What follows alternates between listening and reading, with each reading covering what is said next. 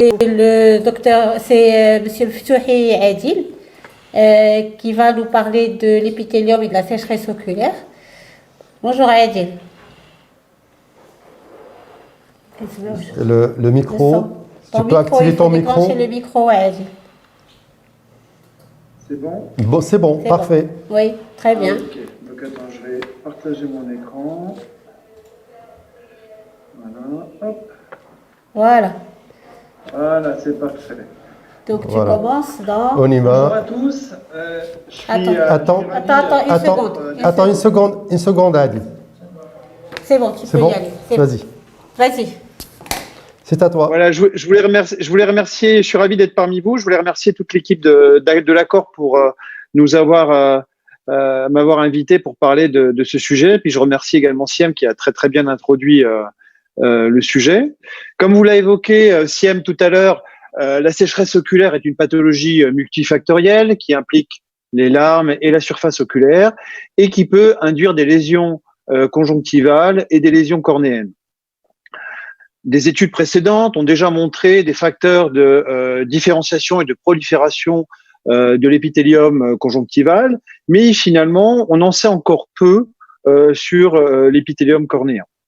Donc, depuis l'évolution de nos OCT, on a la possibilité maintenant de pouvoir cartographier l'épaisseur de l'épithélium cornéen, et on sait qu'en OCT, cette mesure inclut le film lacrymal et qu'elle va pouvoir nous offrir une projection intéressante finalement de la surface oculaire.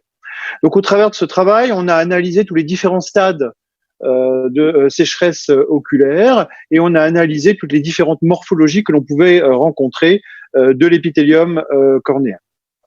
Donc, comme vous le visualisez bien, l'OCT a considérablement évolué et sa résolution aussi est très très importante, notamment sa résolution axiale. J'attire votre attention car beaucoup de gens font encore la confusion entre la résolution axiale optique et la résolution digitale. C'est pour ça que l'on préfère les OCT spectral domaine pour pouvoir analyser la cornée avec la meilleure résolution. Et vous voyez ici qu'on visualise très très bien la membrane basale de l'épithélium. Un petit aparté pour rappeler une étude très intéressante également sur la précision des mesures en épithélium cornéen, une étude de Canellopoulos qui avait montré vraiment une bonne répétabilité des mesures d'épithélium cornéen en OCT qui était à peu près d'1 micron avec une variabilité qui était aux alentours de 0,25 microns. Donc, je vous rappelle quelques généralités sur l'épithélium cornéen. Chez le sujet normal, on sait que globalement, l'épaisseur moyenne est à peu près de 50 microns. Et l'un des premiers à avoir montré des cartographies d'épithélium est Dan Reinstein avec l'échographie de haute fréquence qui est l'Artemis. Donc, on sait que l'épithélium cornéen est beaucoup plus fin en supérieur qu'en inférieur, probablement lié à la friction mécanique de la paupière supérieure. Et on sait également que l'épithélium va avoir tendance à s'amincir avec l'âge. Donc, on a réalisé cette étude avec l'Elixir Avanti d'Octoview qui nous permet de générer des cartographies épithéliales de 9 mm. Donc, on a étudié 45 patients à différents stages, 25 femmes, 20 hommes avec une moyenne d'âge de 53 ans. Et tous ces patients avaient bénéficié d'un examen ophtalmologique classique, incluant le break-up time, le Schirmer et l'amébographie. Donc, au stade initial, on a remarqué de manière prédominante des hyperplasies de l'épithélium cornéen de manière prédominante en inférieur. Donc, de nouveaux logiciels maintenant nous permettent également de pouvoir changer l'échelle de l'épithélium cornéen pour amener une échelle de 5 microns à 2 microns et nous permettre de mieux mettre en évidence ces hyperplasies de l'épithélium, un peu comme l'autoscale finalement dans la topographie cornéenne. Et regardez ce cas-là d'un patient de 23 ans qui avait une amétropie non compensée, qui présentait une belle blépharite avec un break-up time de 8 secondes. Et on a remarqué également que cette hyperplasie venait souvent dans les zones où on avait les premiers signes de rupture du film lacrymal. Et là, ici, vous voyez la correspondance avec l'examen du break-up time et on visualise ici quelques points de KPS. Mais cette hyperplasie pouvait survenir à d'autres endroits en fonction des zones de rupture du film lacrymal, comme d'autres exemples, comme vous pouvez le voir juste ici. On a analysé ces hyperplasies pour les comparer également au dysfonctionnement mébobien. Ici, chez une patiente qui présentait un clignement incomplet avec un but à 8 secondes à droite et 6 secondes à gauche. On voit que le dysfonctionnement mébomien est beaucoup plus important à gauche et cette hyperplasie était de manière beaucoup plus prononcée du côté gauche. Donc, on a suivi ces hyperplasies. Ici, c'était un patient qui présentait une blépharite, un patient qui était médecin généraliste.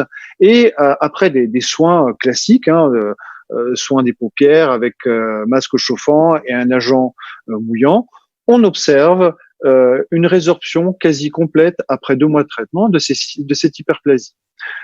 Donc, ça soulève 2 points. Premier point, c'est que finalement, cette hyperplasie est bien liée aux troubles de la surface oculaire. Et deuxième point, que l'OCT finalement pourrait être un outil intéressant pour pouvoir monitorer les problèmes de sécheresse oculaire. D'autres études, notamment chez la souris, des études en immunofluorescence, une belle étude de Fabiani de l'équipe de Harvard, qui avait proposé un modèle de sécheresse oculaire chez la souris, pendant 7 jours, et avec un anticorps dirigé vers un marqueur de prolifération cellulaire qui était la protéine Ki67, ont mis en évidence des hyperplasies de l'épithélium cornéen. Donc finalement, cette hyperplasie de l'épithélium cornéen, elle pourrait être réactionnelle à des microlésions causées soit par un stress hyperosmolaire ou à des lésions microabrasives induites par le clignement. Mais finalement, l'hypothèse la plus vraisemblable, on sait que dans la sécheresse oculaire, on a des médiateurs de l'inflammation et notamment la production de cytokines pro-inflammatoires pourrait être impliquée dans cette prolifération cellulaire. Et donc ici, vous voyez l'image en histologie de la cornée de cette souris et l'hyperplasie après 7 jours de ce modèle de sécheresse oculaire. Donc on sait finalement que le film lacrymal et l'épithélium sont étroitement corrélés parce qu'ils vont assurer la qualité optique de l'œil. On sait que chez nos patients, la sécheresse oculaire va causer des variations de la kératométrie, de la réfraction et donner des instabilités visuelles qui pourraient être liées justement à cette hyperplasie de l'épithélium. On sait que l'hyperplasie épithéliale, elle peut être également compensatoire à des modifications de la courbure, comme dans le kératocone ou dans la kératotomie radiaire, et pas seulement à un problème, si vous voulez, abrasif comme après chirurgie réfractive. Et il faudra pouvoir distinguer ces hyperplasies des modifications liées au kératocone. Et donc, il faudra pouvoir comparer également la cartographie de l'épaisseur cornéenne totale. Ici, dans un modèle de sécheresse oculaire, on voit que le point le plus fin est plutôt centré, la distribution globale aussi, alors qu'ici, dans ce cas de kératocone frus, on voit ce déplacement du point le plus fin, le déplacement de la topographie totale, et on voit une hyperplasie opposée par rapport à l'existence du cône. Ensuite, dans le stade un petit peu plus modéré, on sait que l'absence de larmes va créer une augmentation de la fréquence du clignement, une augmentation de la friction mécanique des paupières sur l'épithélium et va induire un amincissement de l'épithélium dans la partie supérieure de la cornée. Ensuite, au stade initial, et ça c'est déjà connu, ça a déjà été publié, on observe un amincissement global de l'épithélium cornéen, comme dans ce cas de kératoconjonctivite sèche. On sait que l'hyperplasie de l'épithélium conjonctival et l'épithélium cornéen peut être associée à une production de protéines qui vont avoir un rôle pro-apoptotique et un excès d'apoptose ou d'abrasion mécanique de l'épithélium cornéen en l'absence de cycle compensatoire va induire un amincissement global de l'épithélium. Donc, ainsi, je propose une classification de la sécheresse oculaire donc par OCT. Donc, au stade initial, on aurait une hyperplasie compensatrice. Ensuite, on observerait une dégradation trophique de l'épithélium cornéen au cours de la chronicité de la maladie. Et finalement, le fait qu'on observe cette hyperplasie réactionnelle par rapport à un film lacrymal qui serait beaucoup plus mince témoigne d'un aspect de régulation de l'épithélium cornéen. Un cas ici d'une patiente qui présentait une sécheresse oculaire. Ici, vous voyez une blépharite avec des supposés d'hémodex. Ici, avant traitement avec un but à 5 secondes. Et ensuite, 5 mois après, elle a eu un traitement par compresse, agent bouillant. On lui a fait un Blefex pour enlever ces petits dépôts à la base des cils et une séance d'IPL. Et on observe une amélioration de la topographie épithéliale, une normalisation de la topographie épithéliale. Donc ici, vous avez le même cas et progressivement, vous voyez, on observe la normalisation de l'épithélium cornéen en rapport avec l'amélioration subjective décrite par le patient et on visualise qu'on arrive à pouvoir suivre les patients avec des véritables données quantitatives à opposer aux observations subjectives dont on a l'habitude. Ici, un autre cas de sécheresse oculaire chez un patient qui avait présenté des antécédents de chirurgie réfractive. Tout à l'heure, Siem, vous avez montré un cas de sclérale chauve. Là aussi, vous avez un cas de sclérale chauve avec un clignement incomplet qui était plus prononcé du côté gauche. Donc, le patient avait eu une PKR à gauche et un LASIK à droite. Et finalement, il est commun de pouvoir observer des hyperplasies compensatoires de l'épithélium cornéen après ces chirurgies ablatives.